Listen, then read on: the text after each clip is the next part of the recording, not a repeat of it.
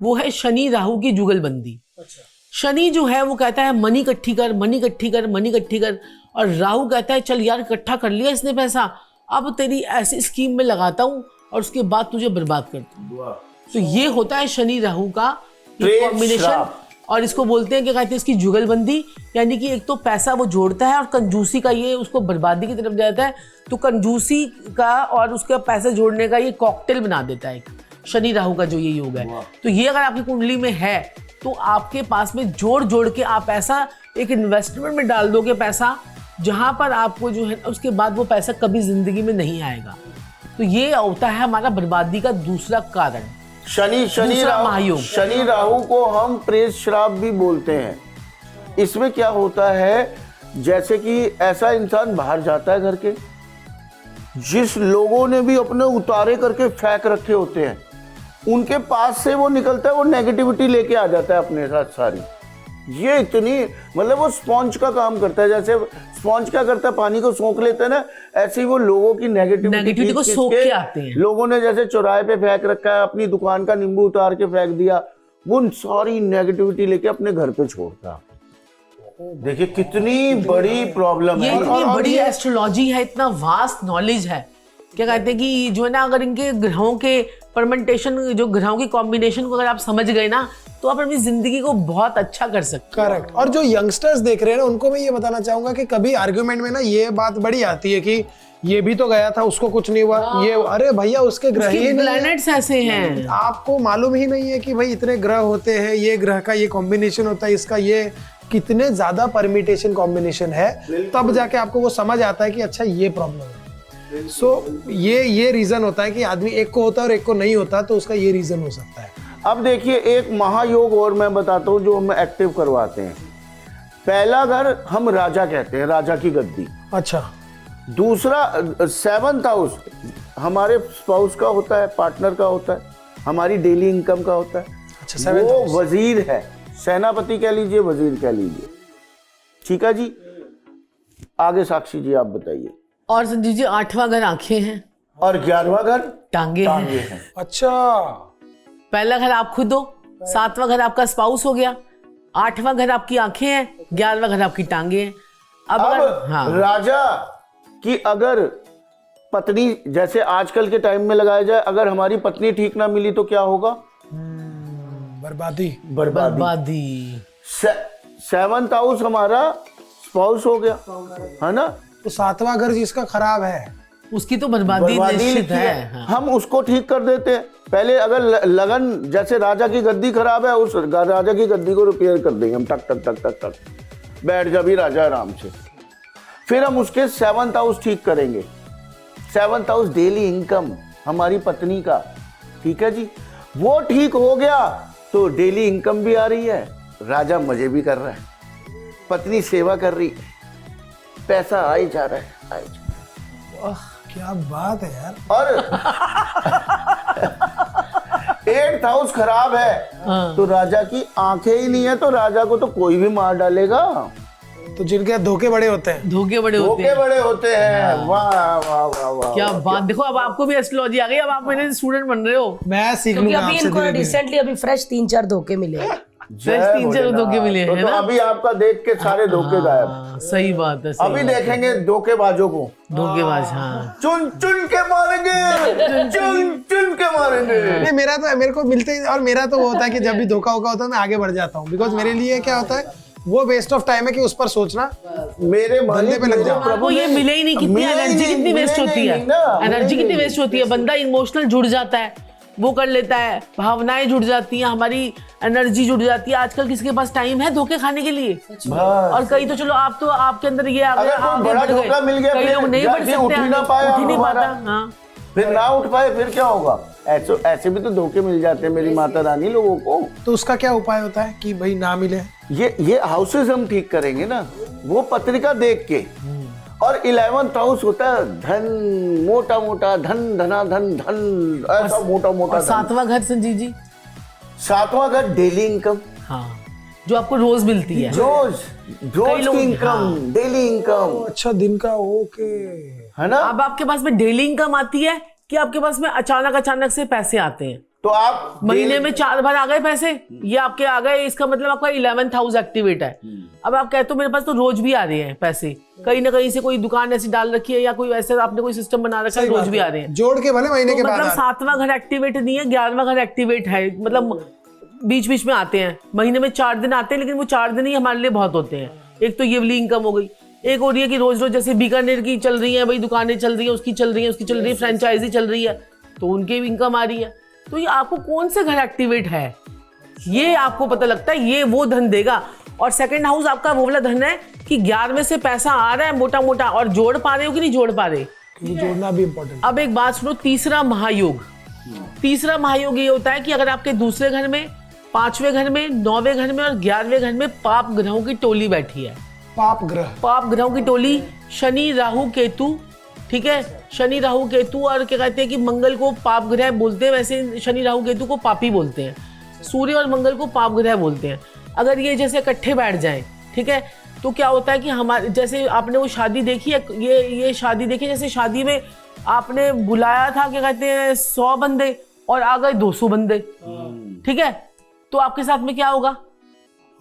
शादी में खाना बनाने वाला भी परेशान और शादी वाले भी परेशान और बाकी लोग भी परेशान, तो आपसे वो चीजें मैनेज नहीं हो पाएंगी। तो ये आपके प्लैनेट्स जो हैं वो आपको करवाते हैं, आपसे चीजें मैनेज नहीं होती हैं और आपको धोखे, ये सब चीजें, पब्लिक डीलिंग खराब, किस्मत खराब, लाभ खराब।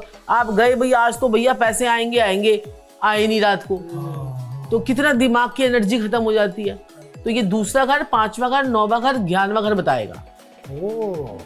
एक उपाय कर लेते हैं पहले। हाँ प्लीज उपाय में तो कई बार ये होता है कि इंसान बहुत प्लानिंग करता है, बहुत मेहनत करता है किसी चीज के लिए, और फिर वो नहीं होती है, और ऐसा बहुत बार होता है। और फिर ऐसा लगता है क्या होता है कि कहते हैं कि अगर आपके कुंडली में राहु अच्छा है तो आपको प्लानिंग करके काम करना है।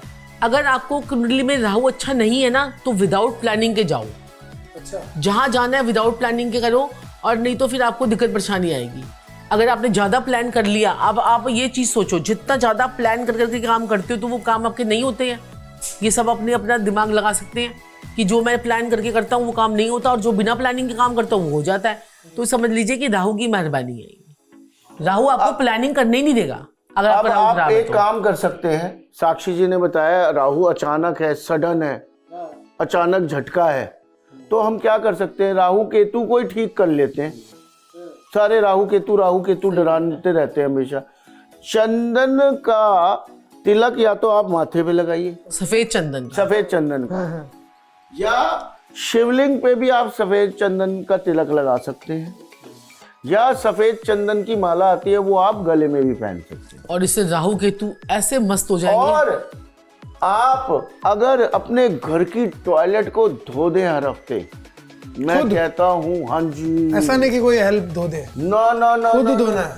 प्योर रूप है राहु का हमारी घर का पॉट। चल भी काका, कल तू ही तो आएगा। कल तो रगड़ा पा देना है। बट मेरा खराब ही नहीं है, मैं तो वैसे ही पूछ रहा हूँ लोगों को, उसका खराब अपना चेक करवा के, मतलब चेक करवा के पता चला इनका निकले। आपने मेरी बात सुनो, अगर आपने 2 दिन भी धो दिया ना, तीसरे दिन गुड न्यूज आ जाएगी। क्या बात कर रहे हो? और ना ही तो देख लेना, 5 दिन करो, चलो ये 5 दिन का चैलेंज है। ऊपर बहुत बने हुए हैं, मैं भी कभी कभार चैलेंज है, 5 दिन करो। ये आपको खुद राहु जो है ना वो कहता है, आप विश्वास नहीं करेंगे, और मेरे प्यारे भाई बहन और प्रिय बुजुर्ग भी इस बात पे विश्वास नहीं करेंगे। जब भी मैं जाता हूँ तो ब्रश मार के आता हूँ। हाँ, ब्रश करके पहले उसको साफ कर देते हैं। जब भी मैं जाता हूँ ब्रश मार के आ जाता हूँ, हल्का फुल्का, उससे क्लीन हो जाता है मेरा राहु, उसी टाइम ठीक हो जाता है। क्या बात है, अपना फ्लश नहीं करके। सबसे सही बात है, जब राहु गंदगी है, खराब राहु की निशानी है। हाँ, सुनो, जब राहु जो है ना गंदगी है, तो वो हम जब राहु कहता है मैं तुम्हें गंदगी दूंगा, ठीक है, वो गंदगी जो अगर हम खुद ही साफ करना शुरू कर दें तो राहु ठीक नहीं हो जाएगा। अपनी जो नालियां होती हैं, हमारी नालियां, उसको हम क्या कहते हैं कि वो आजकल सोल्यूशन आता है, उसमें डालो और उसके बाद नाली पूरी चाक हो जाती है। तो बंद घड़ियां, खराब इलेक्ट्रॉनिक का सामान, घर के अंदर नालियां, चौकियां हमारी, और हमारी जो है ना चीज़ें हमारी खराब हो रही हैं, अस्त व्यस्त हो रही हैं, ये सब खराब राहु की निशानी होती है। जंग लगे हुए जो है लोहे हमने छत पे रख रखे होते हैं, कबाड़ में जो हमारे पेंट के डब्बे बच जाते हैं, पेंट के डब्बे बच जाते हैं, आधे इतने डब्बे में पेंट होगा, हम रख ले निकालते ही नहीं। ये सब राहु नेगेटिव की निशानी है, सब राहु नेगेटिव। और अगर राहु को किसी ने फ्री में ठीक करना है तो संजीव जी ने कहा ना कि टॉयलेट को साफ कर लो, और दूसरा अगर उपाय देखो कई लोग बहुत स्वच्छ होते हैं, नहीं कर पाते नहीं कर हैं, पाते हैं। तो वो किचन में एक टाइम का खाना किचन में खा ले, चाहे वो एक रोटी खा ले। देखो सिंपल सोबर सा इसका भी उपाय लॉजिक है, सबके साथ लॉजिक है। किचन क्या है? किचन एस्ट्रोलॉजी में मंगल है। अच्छा, किचन मंगल है क्योंकि वहां आग जल रही है, आग जल रही है ना किचन में, तो आग जल रही है, मंगल, आग अग्नि मंगल होता है वहां। अगर आपने खाना खाया किचन में तो, और ये नहीं है कि ठंडा खाना खा रहे हैं, तवे से उतरती हुई रोटी हाँ हाँ हाँ हाँ। अगर आपने खा ली एक टाइम, तो आपका राहु सदैव के लिए ठीक हो जाएगा। अच्छा, ये नहीं है कि आप ठंडी रोटी डब्बे से निकाल रहे हैं, ठंडी सब्जी निकाल रहे हैं और खा रहे हैं, that is not the right way. अच्छा, हाँ, तवे से उतरती हुई गरम गरम किचन में खड़े होके खा ली। हमारे पुराने जमाने में किचन में बैठ के सारे आसपास चूल्हे के आसपास गरम गरम ही आते हैं। मम्मी ऐसे बना के। लॉजिक है, सारी बातों के पीछे लॉजिक है। उसको अंधविश्वास में मत लेके जाइए प्लीज। सही बात है, सही बात है। अंधविश्वास में अंधविश्वास जाओ मत कि क्या होगा कीजिए क्या नहीं। Correct correct correct. सच में यार, आजकल सबसे बड़ी समस्या क्या हो रही है? बच्चे पढ़ नहीं रहे हैं, एजुकेशन एजुकेशन की हो गई है। आप सिंपल सा एक काम कीजिए, जो पेरेंट्स हैं वो रबर, पेंसिल, शार्पनर ये लाके, किताबें लाके ना, जैसे कॉपीज, अगर 1-2 दिन रख के घर में, यूज नहीं करना उनको, अपने बच्चों के नाम से बांटें गरीब बच्चों को जो पढ़ने वाले हैं। देखिए बच्चों की शिक्षा अच्छी हो जाएगी। उनको आप दूध से नहलाइए, हल्दी डाल के नहलाइए। जो बच्चे बड़े शैतान होते हैं ना, चुलबुले होते हैं, मैंने देखा है, मेरी माता रानी गोला जी भी थोड़े से, अरे बहुत ज्यादा, उसको तो हल्दी से नहलाना पड़ेगा। गरम मसाला भी डालना पड़ेगा। नहीं नहीं, वो तो आपने राहु भी डाल दिया साथ में, गरम मसाला। गरम मसाला। आप एक काम कीजिए, चलिए मैं आपको छोटा सा उपाय बताता हूँ। थोड़ा सा दूध बाल्टी में डाला, उसमें पानी डाला, फिर गोला जी को नहलाइए आप। मैं कह रहा हूँ ये थोड़ा 10-15 दिन लगेंगे, आपको खुद फील होगा बच्चा शांत हो रहा है आपका। ज्यादा शांत चुप होकर कार्टून ना देखता रहे। ज्यादा मस्ती कर देता है ना, ज्यादा मस्ती। ज्यादा वही, बच्चा तो तब तक बच्चा नहीं है जब नहीं, excess of everything is bad. क्या होगा? अभी बच्चा है, बाद में फिर ये दिक्कत हो जाती है। सही कहा कि जैसे ही बड़ा होगा ना, इरिटेट होना चालू। आफ्टर एज दिक्कत हो। अब मेरी बिटिया जो है ना, मैंने लॉर्ड प्यार में बिगाड़ दिया उसको थोड़ा सा। कौन से जो कल आए थे? हाँ। बड़ी शांत बैठी। शांत नहीं है, वो शांत है। गुस्सा आ जाता है उसे बहुत ज्यादा। हाँ, देखने में स्वीट सी है, सुंदर है बहुत, लेकिन वो ना थोड़ा सा जिद्दी स्वभाव हो गया। जो मांगा मिलना चाहिए उसी समय। हाँ।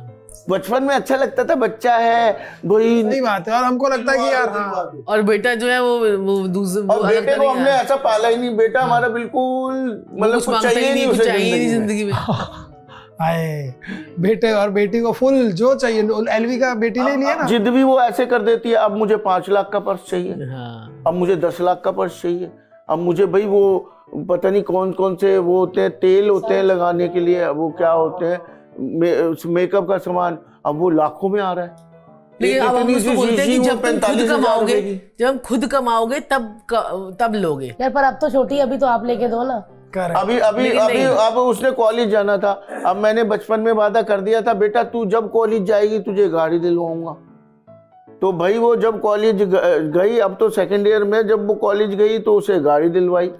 बट ये पापा और बेटी का रिश्ता होता है, ये पापा ही वादे करते हैं, मम्मियाँ नहीं करती। मम्मियाँ नहीं करती। सही। मैं क्या ना ये चीजें जो होती है ना, तो बेटियां जो होती है ना, वो बाप की लाडली होती है। बात तो सही। तो बाप को लगता है कि यार कोई आगे जाके कैसा मिले कैसा ना मिले, चल यार हम ही हाँ, अब समय रहते रहते हम वैसे बच्चों के भी उपाय करवाते रहते, तो थोड़ा बच जाते हैं। अब अच्छा, दूध और ये शरारती दूध और पानी बच्चे को जरूर नहलाओ, जरूर नहलाओ। मैं कहता हूँ बच्चे आप धीरे धीरे देखिए, बच्चा धीरे धीरे बड़ा होता है ना, एकदम ऐसा तो नहीं होता अभी पैदा हुआ एकदम बड़ा हो गया। करेक्ट। तो ऐसी जो हम रेमेडीज करते हैं, ये उपाय करते हैं, ये नेचुरली तरीके से हमारी बॉडी पे अफेक्ट करके हमारे नेचर में चेंजेस लेके आते हैं। इसको चमत्कार मत समझिए। आप रोज दूध से नहाएंगे आप शांत हो जाएंगे, बट ऑब्वियस सी बात है ये। तो इसको चमत्कार नहीं समझना है, इस चीज को समझना है लॉजिकली।